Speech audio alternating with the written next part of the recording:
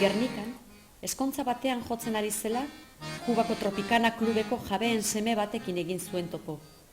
Ezkontzako gonbidatua berau. Urkiko magoaren trebeziaz liluratuta, labanan jotzea eskaini zion. Eta jakina, eskaintza ezin hobea zenez, onartu egin zuen.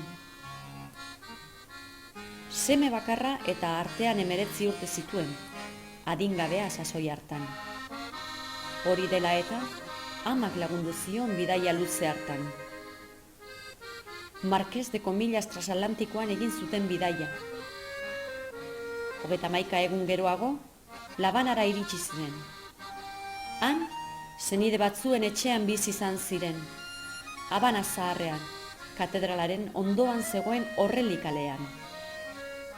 Bitartean, Vitoriano Sagastume aitzak Eibarren gelditu zen, baserria saltzeko asmoz, Kubara emigratzeko erabakia hartuta bai zuten. Labanaren urrezko garaia zen.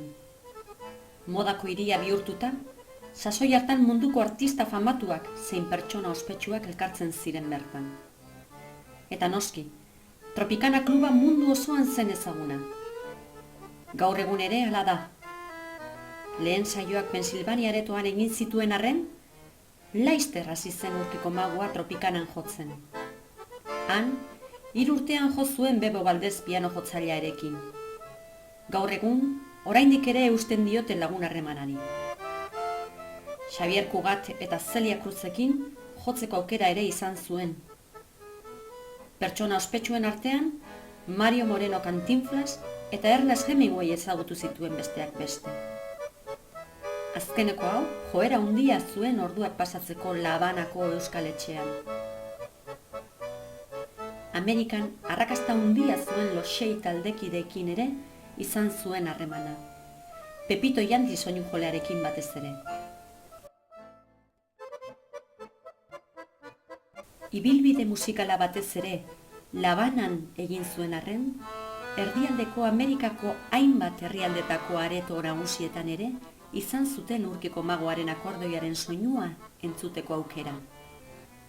Venezuelan, Santo Domingon, Puerto Ricon, Miamin. Azken honetan, munduko areto nagusietako baten jo zuen, Blankita teatroan.